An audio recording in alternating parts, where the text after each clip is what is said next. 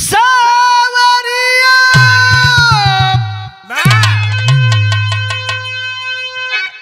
सावरिया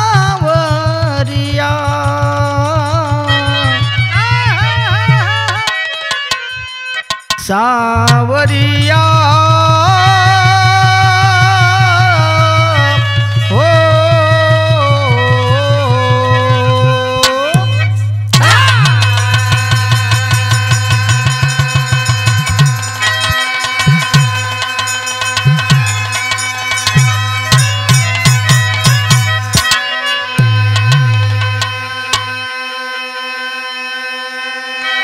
आइए आप लोगों के बीच में एक बिरहा पेश हुआ।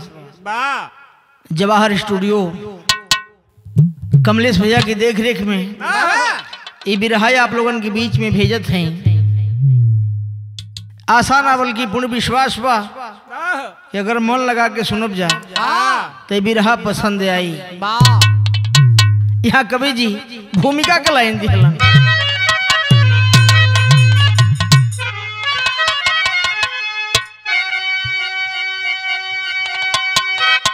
गोरे अंग्रेजों से है आजादी मिली,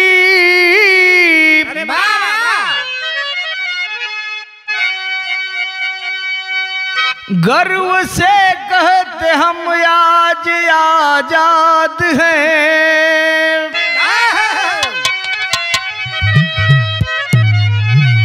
जातिवादी गुलामी की जंजीर से हो रहा पीडीए आज भी बर्बाद है।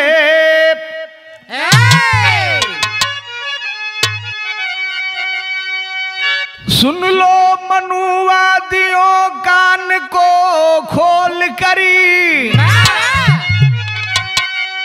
बाबा साहब ने दी हमको अधिकार है।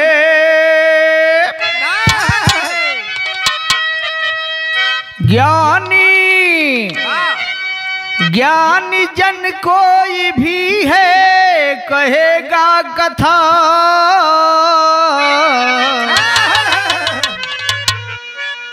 हमको अज्ञानी ब्राह्मण न स्वीकार है।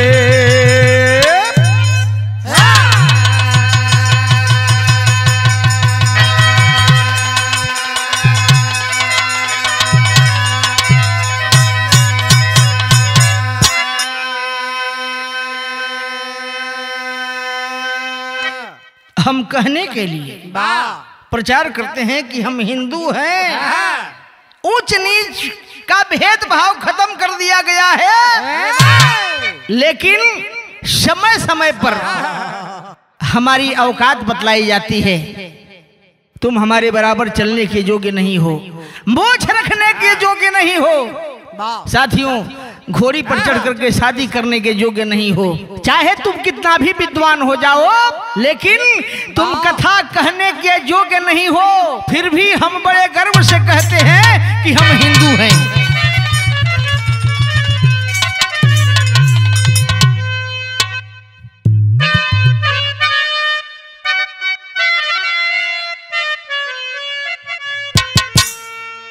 वाह वाह वाह, क्या अमर भैया, क्या चीज बजाए हैं। अरे मारता है आदमी और, अरे मारता है आदमी और मर रहा है आदमी।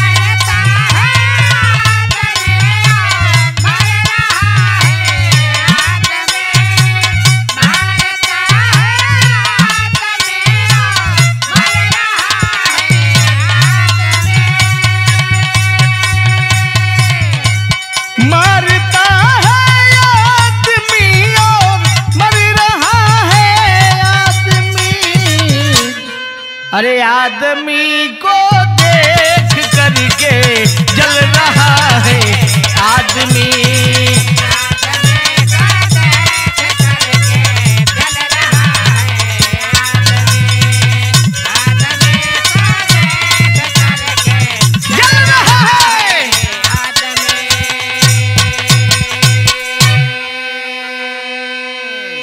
कवि जी बड़ी सुंदर भाव बिरहा में दिले हवन।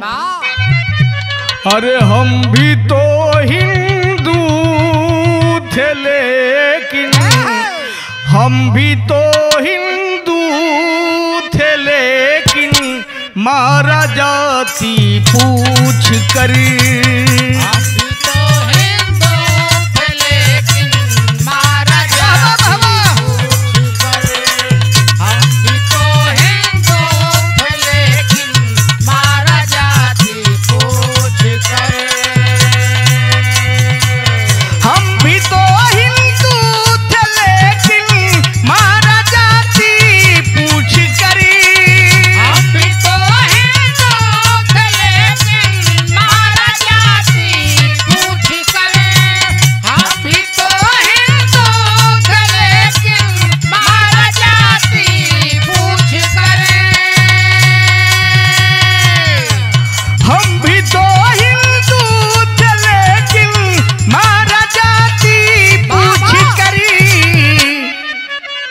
हम तो तुझको पूजते थे हिंदू भाई मान कर।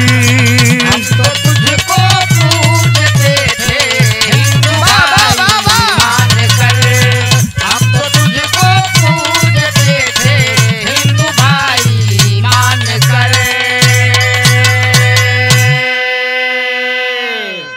इस प्रकार का अपमान हमारे लोगों के साथ पहली बार नहीं हो रहा है।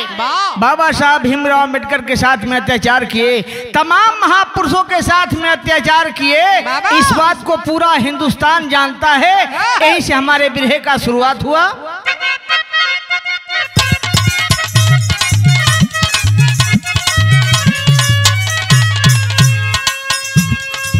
बराबर सबको बाबा साहब ने अधिकार दिया, गरीब शोषित पीड़ित का है उपकार किया।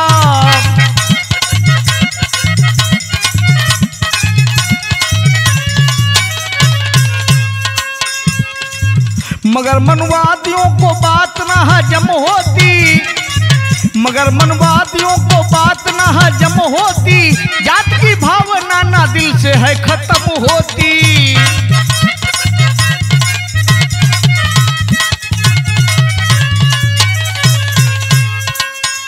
संविधान में बाबा साहब भीमराव अंबेडकर जी ने सबको बराबर का हक दिया, लेकिन इन मनुवादियों को स्वीकार नहीं है। तुलसी दुबे यही मानस में दर्शाए हैं, तुलसी दुबे यही मानस में दर्शाए हैं, श्रेष्ठ गुणहीन ब्राह्मणों को भी बताए हैं।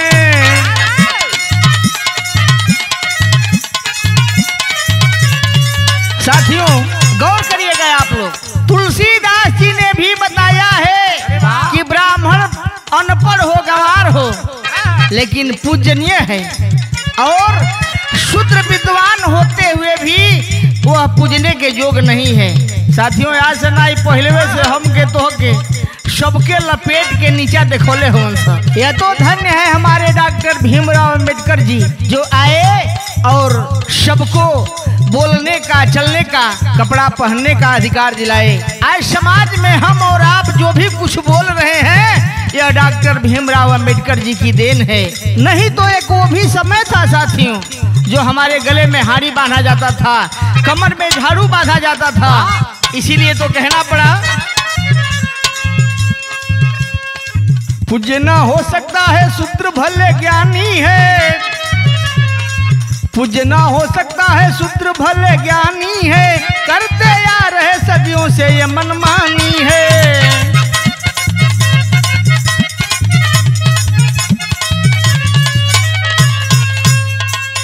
धर्म के नाम पर अब हम नहीं लुटाएंगे, शूद्र विद्वान से कथा पूजा कराएंगे।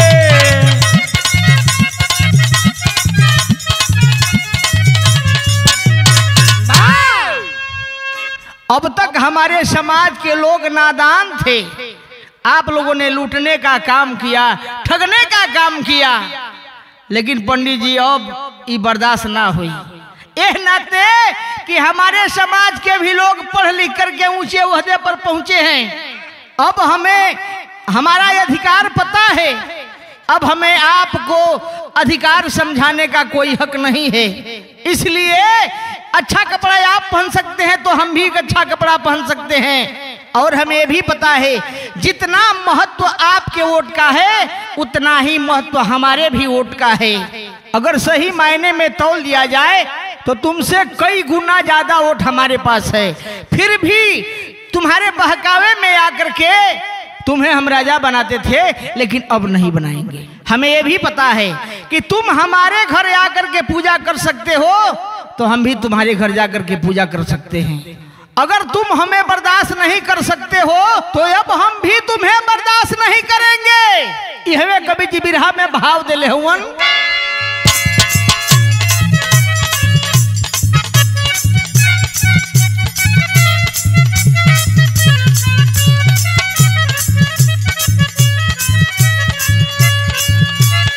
बाप दादा की कहला पर बहुत पूजली जा, लेकिन ओ वही ना चलिए पंडित जी।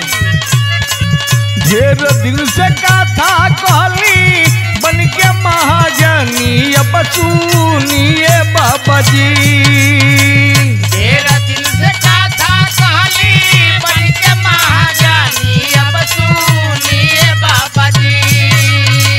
ढेर दिल से कथा कहली बन के महाजनी अब सुनिए बाबा जी।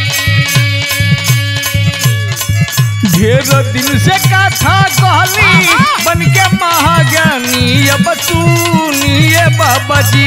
सुनली घर भर का प्राणी अब सुनिए बाबा जी।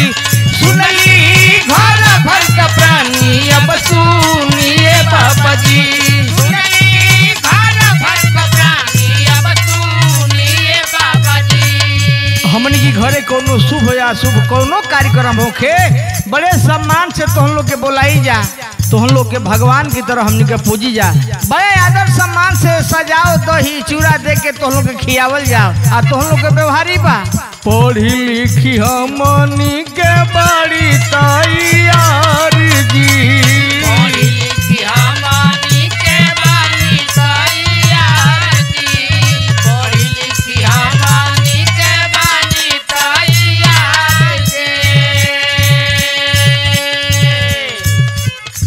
हमनी के चाहिए अब अपन अधिकार जी। हमनी के चाहिए अब अपन अधिकार जी। हमनी के चाहिए अब अपन अधिकार जी। पढ़ी लिखी हमनी के बनी तैयार जी। हमनी के चाहिए अब अपन अधिकार जी। बाप दादा के बड़ा रुआ से ठगली जा, लेकिन अब ठगाइल बड़ा भारी बा पंडित जी। अब हमनों का पढ़ लिख के चलाक हो गइल बनी जा, अब तोहन लोग की जाल में फसला बस के बात ना हो। हमरे खानदान भागा वहन राधा रानी अब सुनिए बाबा जी। ढेर दिन से कथा कहली बन के महाज्ञानी अब सुनिए बाबा जी। ढेर दिन से कथा कहली बन के महाज्ञानी अब सुनिए बाबा जी। हमरे खानदान भागा वहन राधा रानी अब सुनिए बाबा जी। अपना चली मन मानी अब सुनिए बाबा जी। अपना चली मन मानी अब सुनिए बाबा जी। अपना चली मन मानी अब सुनिए बाबा जी। हमार बाबूजी की उम्र 60 बरिस, तोहार लड़का 10 बरिस का पंडित जी, तो हमार बाबूजी जाके गोड़ लगी हन, आ तोहार 10 बरिस का लड़का हमारी बाबूजी का गोड़ ना लग सकेला। अब पंडित जी व्यवस्था ना चली, यही से कवि जी विदेशिया के लाइन दिहलन। इटावा जिला के धरती पुत्र मुलायम सिंह, सर्व समाज के देखवले जे रहिया, जवाहरपुरा के मुकुट मड़िया दो बाबा भागवत के कथा कहे लेके हम रहिया, कथा कहे के अइले दादरपुर गौवा में बाबा 21 जून रहली, ए बाबू सम के समैया, पता चलल कथावाचक ब्राह्मण नाही यादो हुए, अरे कैले बरदास ना मनु के अनुवैया। साथियों, जिस समय सामंतवादियों का चरम सीमा पे चल रहा था आतंक, उस समय इटावा जिला में एक धरती पुत्र मुलायम सिंह यादव पैदा हुए और जो पिछड़े गरीब मजलूम के लिए लड़ करके और उनका हक हिस्सा दिलाने का काम किए। आज उन्हीं के जिला में बकेवर थाना दादरपुर गांव के रहने वाले पप्पू पंडित, जो सत्संग कराने के दिल में इच्छा बनी और पहुंचे पाठक बाबा के पास। पाठक जी के पास पहुंच करके पप्पू पंडित बोले कि हे महाराज, कोई बढ़िया कथावाचक हो तो उसको बुलाइए, हमें सत्संग कराना है। पाठक बाबा कहलन कि पप्पू पंडित को बहुत बढ़िया कथावाचक, हम अबे जालौन में गई हाँ, कथावाचक का हम सुनली, प्रवचन इतना बढ़िया लगल, हम रात भर बैठ के प्रवचन सुनली। सवेरे उनका से नंबर लेनी, कहली कि कबो ऐसा वक्त आई तो हमहू बोलाई अपनी गाँव में, तो आपके हमारी गाँव में कथा कहे आवे के होई, तो उनका नंबर हमारी लगे हो।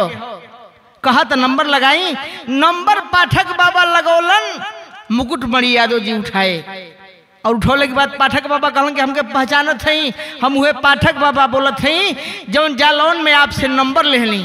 कहलन कि हाँ हाँ महाराज जी याद आ गई। कहीं कैसे याद कर लिए? कहलन कि बाबा हमारे कहीं आपके प्रवचन कहे के बा। कहलन कहिया? कहला 21 जून के और 27 जून तक। कहलन ठीक बा, आप तैयारी करें, हम तैयार हैं। अभी चललन हाँ, उस समय कवि जी यहाँ गीत दिलन, उहे गीत के बोल बा। अरे वाह, ये गीत के मलाह भाई लो, वाह, जौनी समय गंगा माई का भीख मांगे खातिर चले लो, तो खास तौर से सैदपुर का मलाह या मलाहिन, अरे वाह, मरद ढोलक ले ले, मेहरारू के पार पर दौरी धली, बड़ा बढ़िया ढंग से लहा के गावेला लोग। कैसे गाई लोग? वाह वाह,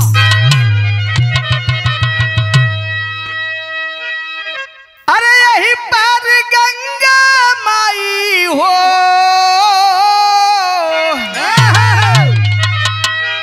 यही पार गंगा माई हो, वही पार जमुना हो। यही पार गंगा माई हो, वही पार जमुना हो। यही पार गंगा माई हो, वही पार जमुना हो। यही पार गंगा माई हो, वही पार जमुना हो। बिचवई में केवट मोरे रजऊ डेरवा डलुए हो। बिचवई में केवट मोरे रजऊ डेरवा डलुए हो। बिचवे में केवट मोरे रजऊ डेरवा डलुए हो।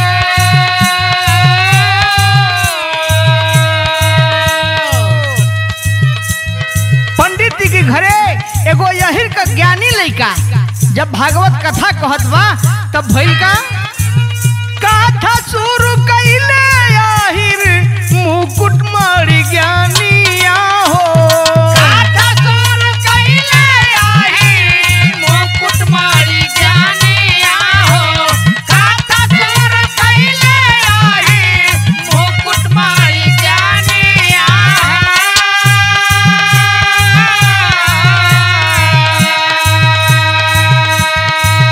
बहुवले खबर मुख पुत्र अभिमानिया हो।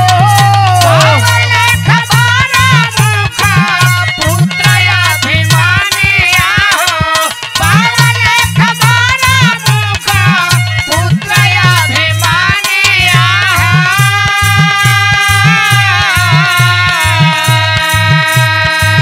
गाथा बीच जूटी के तूफनवा कैले हो।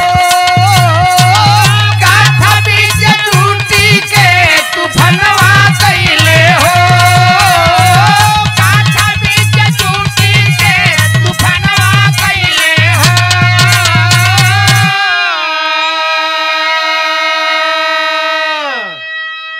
मुकुटमणि शास्त्री अपने साथियों के साथ में प्रवचन कहने के लिए जब शुरू किए तो साथियों हजारों की संख्या में लोग आकर के भागवत कथा को लोग सुन रहे हैं। भागवत कथा कहते कहते जब समय भागवत कथा का खत्म हुआ तो कुछ ब्राह्मणों ने पप्पू पंडित से जाकर के कहा कि पप्पू पंडित, ये जो कथावाचक हैं अच्छा तो कह रहे हैं, लेकिन इन लोग का जो चाल स्वभाव है ये ब्राह्मण का नहीं लग रहा है। पाठक बाबा से पूछ रहे हैं आखिरकार ये कौन से कास्ट के लोग हैं। कहल कि भाई तो हम जात तो ना पूछ लिए लोगों से, चला पूछ लिया जाए। तो 10 लोग जाए के और मुकुटमणि शास्त्री से पूछे कि आखिरकार आप कौन से कास्ट के हैं। अवाक हो गए मुकुटमणि शास्त्री जी, भाई अब तक तो कोई हमसे जात नहीं पूछा, क्यों ये लोग जात पूछ रहे हैं। बोले कि भाई हम तो यादव परिवार से बिलोंग करते हैं। इतनी बात सुनते ही ब्राह्मणों के पैर से जमीन खिसक गई। अरे एक शूद्र का लड़का भागवत कथा कहेगा तो कहना पड़ा कथा कहे के बाटे हम के अधिकार हो। गाथा कहे के बाटे हमके अधिकार हो। गाथा कहे के बाटे हमके अधिकार हो।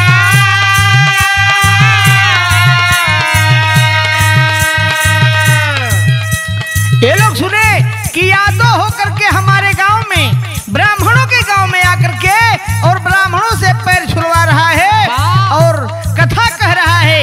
आज बबूला हो गए ब्राह्मण लोग और किया क्या, कथा कहे के बाटे हम के अधिकार हो। गाथा कहे के बाटे हमके अधिकार हो। गाथा कहे के बाटे हमके अधिकार हो।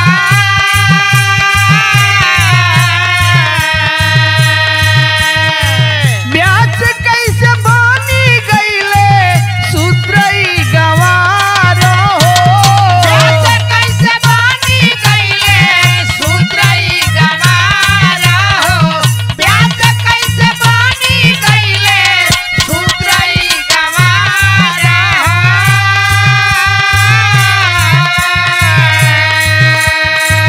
ब्यास कैसे बनी गईले सूत्रई गवार हो। जाति जान जाति के गुमनवा कैले हो। जाति जान जानी पे गुमनवा कैले हो। जाति जान जानी पे गुमनवा कैले हो।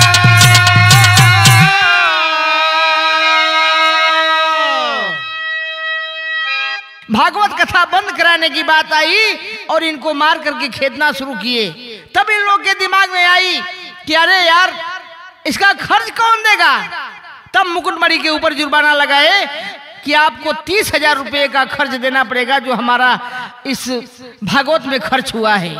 मुकुटमणि बोले कि हमारे पास 25,000 रुपया है, ले लीजिए। तो 25,000 तो ले लिए, ये 25,000 तो भंडारे में ही खर्च हो जाएगा। इन लोग के दिमाग में आया, रे भागवत कथा तो पूर्ण हुआ नहीं, अगर हम फिर दोबारा भागवत कथा करवाएंगे तो कोई न कोई आचार्य तो आएगा कहने के लिए भागवत, तो उसको खर्च कहाँ से देंगे। उसका खर्च भी मुकुटमणि से ही मांगना शुरू कर दिए। मुकुटमणि बोले कि अब हमारे पास पैसा नहीं है। तब उन लोगों की निगाहें पड़ी उनकी चैन पे, उनके चैन को छीन लिए, अंगूठी को छीन लिए। तब कवि जी यहाँ गीत बदल देहलन।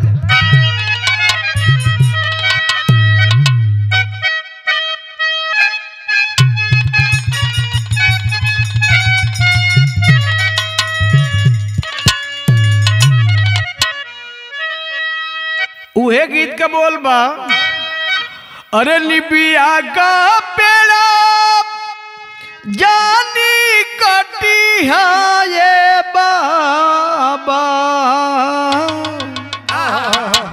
निबिया चिरैयन के बसे,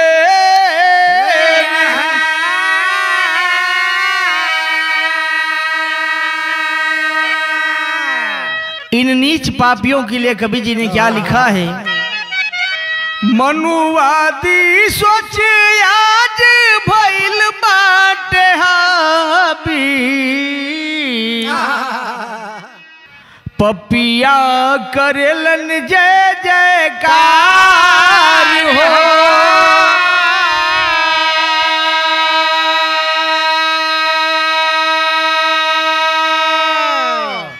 धर्म ना जाति जानी कइले सतिया, धर्म का बनी ठेकेदार हो।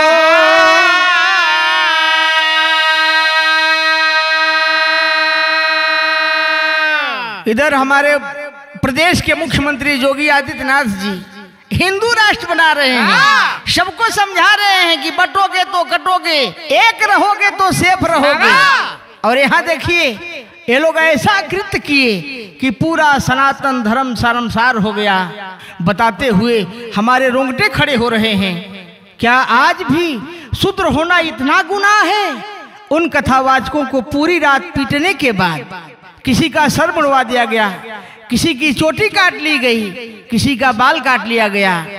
यहाँ तक तो ठीक था साथियों, अपने घर की महिला से पेशाब मंगवा करके और इन कथावाचकों के ऊपर छिड़क रहे हैं और बोल रहे हैं कि अब तुम लोग शुद्ध हो गए हो। इधर कबीर साहब कहते हैं, जात ना पूछो साधु की, पूछ लीजिए ज्ञान, मोल ना करो तलवार का, पड़ा रहन दो म्यान।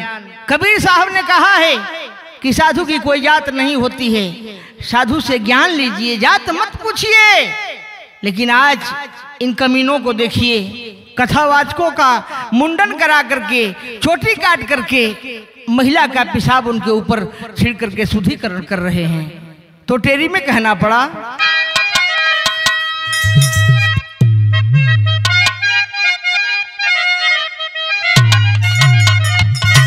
बतिया नहीं होयावती मितवा, बतिया नहीं होयावती मितवा, अरे पूछले रहते कृष्ण सुदामा के घर जतिया, अरे हो जतिया, अरे हो जतिया। अगर जात पूछे होते कृष्ण भगवान अगर सुदामा जी से तो मित्रता नहीं कर पाते। अगर रामचंद्र जी जात पूछे होते सेवरी से तो जूठी बैर नहीं खाए होते। अगर जात पूछे होते मर्यादा पुरुषोत्तम राम उस्मल्लाह से तो नाव पे नहीं चढ़े होते, वहीं पे अशुद्ध हो जाते। लेकिन ये लोग जात नहीं पूछे, भाव देखते थे। लेकिन आज कहीं दलित के ऊपर पेशाब कर दिया जा रहा है। राजस्थान में एक छोटा सा बालक जो सिर्फ मटका छू दिया, प्यास लगी थी उसकी, तो उसको पटक करके वहीं पे मार दिया जा रहा है। इधर दलित घोड़ी पे चढ़ा है शादी करने के लिए, तो उसको घोड़ी से उतार दिया जा रहा है। बाहर हमारा देश, बाहर हमारा धर्म। हिंदू राष्ट्र बनाने का लोग सपना देख रहे हैं। कैसे बनेगा हिंदू राष्ट्र? यही से कहे के परल पहपट का लाइन में।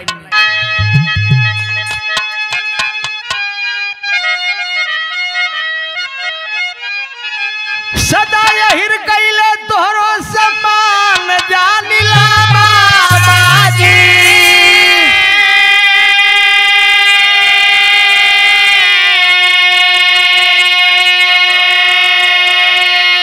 वही यहिर के कैला तू अपमान जानिला बाबाजी।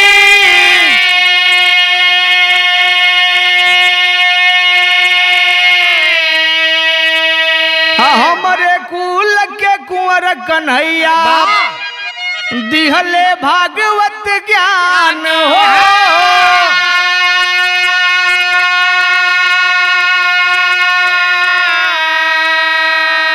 हमरे देवी विंध्यवासिनी पूजे सकल जहान हो।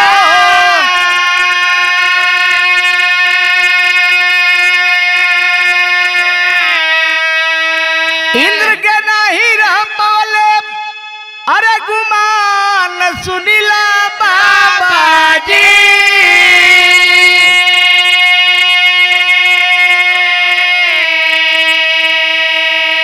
अयान बान पे देले यहिर परान जानिला बाबाजी।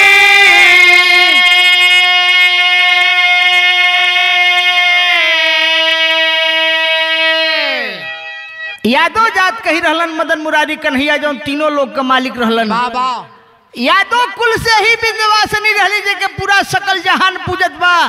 यादव कुल से ही बैजनाथ धाम जहाँ लोग सावन में जाकर लोग जल ढारेलन। यादव कुल से ही रहलन शंकर भगवान। यादव कुल से ही रहली गंगा मैया जेके पूरा सकल जहान पूजत बा। ए मर्दावत नहीं शर्म तो हम लोग के नहीं खेवत। यादव के अशुद्ध बता की ओकरा पर मूत्र छिड़कत हुआ लोग। गीता में लिखा गया है कि यादव एक भगवान है। अगर सुबह उठ करके यादव का नाम ले लिया जाए तो आपका पूरा जीवन तारमतार हो जाता है। इनमें कवि जी अल्लाह का लाइन दिया।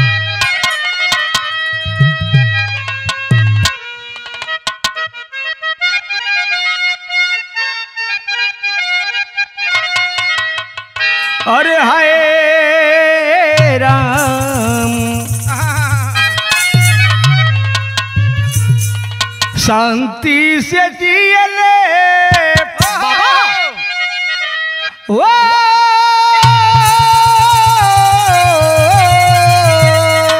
बाबा शांति से जियले अहिर के हो जतिया भैया। बाबा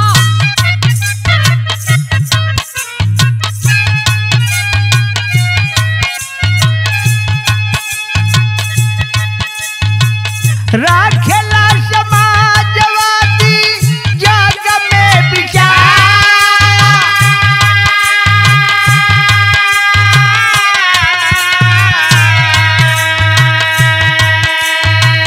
बैठल सभा में ब्राह्मण क्षत्रिय बलवनवा भैया।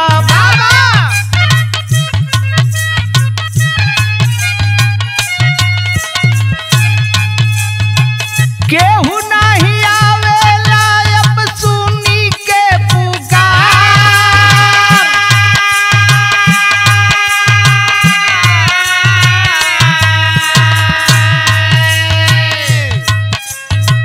होई के लाचार धैली हरि जी गधनवा बाबू।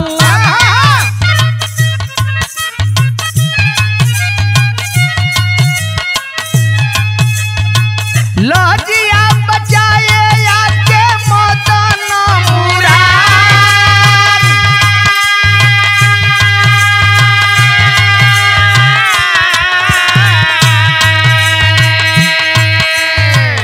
दुखवा में रोवे जब हमारी धरतिया भैया। बाबा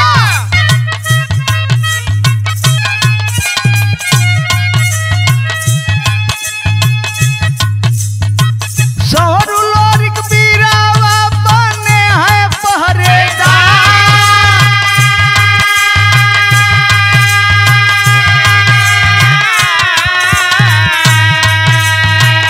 कल युग में लालू और मुँह लायम बीर सनिया भैया।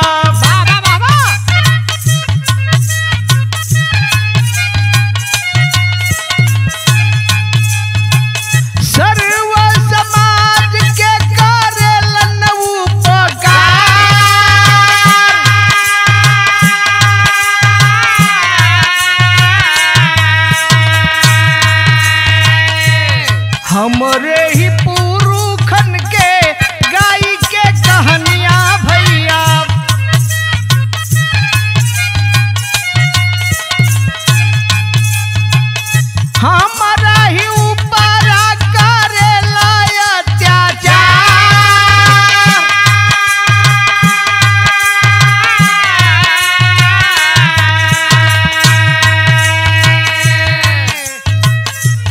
छेड़छाड़ करत रहले दोस्तवा लगा के बाबू।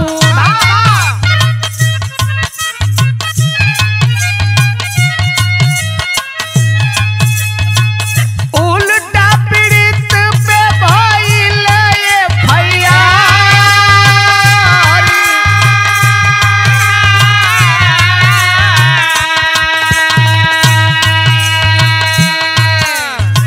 पीड़ित के कैले आखी ले सची मदतिया बाबू।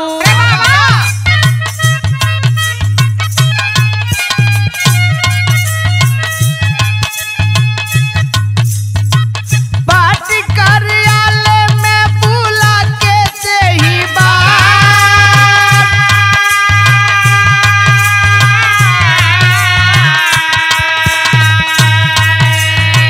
जागा हो जवान जागा पीडीए के लोगवा भैया।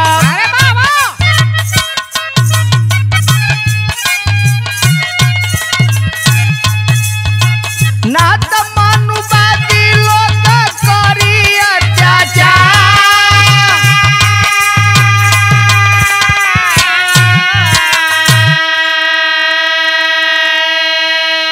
हमारे ही पुरखों का नाम लेकर के जीने खाने वाले लोग हमारे ही पुरखों का गाथा गा करके अपना नमक रोटी चलाने वाले हमारे ही लोगों को प्रताड़ित करते हैं। बाहर अखिलेश यादव जब यह सूचना को सुने तो उन पीड़ितों को पार्टी कार्यालय बुलाए और बड़े ही ढंग से सम्मानित किए। यह सूचना जब यह पापी सुने तो सोचे अब तो बात बिगड़ जाएगी। तब यह पापी एक नया चाल चलते हैं। जब भी इन लोगों के ऊपर कोई परेशानी आती है तो अपने महिलाओं को आगे कर देते हैं। इन लोग की यह परंपरा है। ठीक वही व्यवस्था इटावा में देखने को मिला।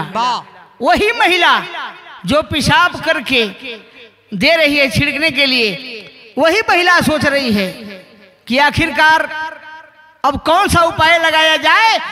तो सीधा षड्यंत्र रचे लोग कि ये जो कथावाचक है हमारे साथ छेड़छाड़ कर रहे थे। तो कहीं ना कहीं सत्ता का संरक्षण मिला और उन पीड़ितों के ऊपर ही FIR कर दिया गया। तो कवि जी यहाँ खड़ी कलाइन में बड़ी सुंदर भाव दिले हुवन।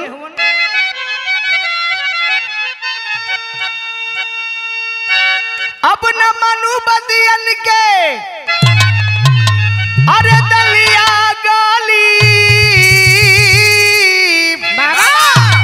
बाबा साहब के विधनवा से वतनवा चली।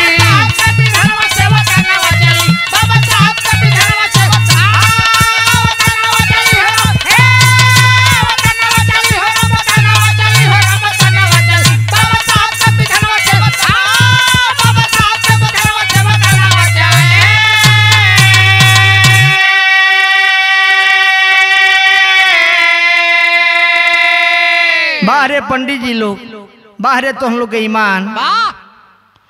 अरे कथा भागवत के बना के तू धंधा आशुद्र घरे घूमी घूमी मांगल हो चंदा।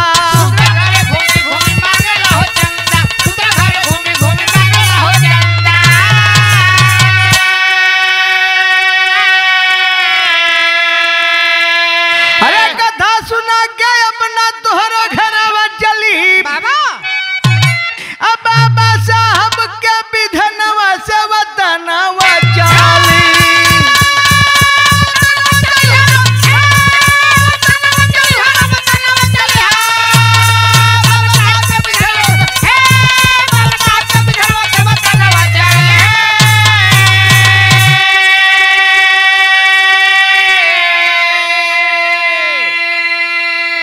साथियों गौर से हमारे बात को आप लोग सुने।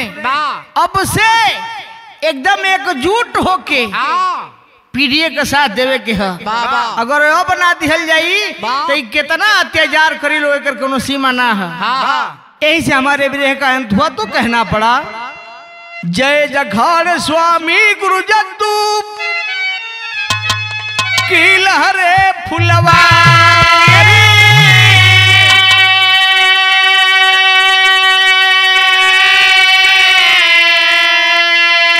श्री नारायण संग में मितव अवध बिहारी।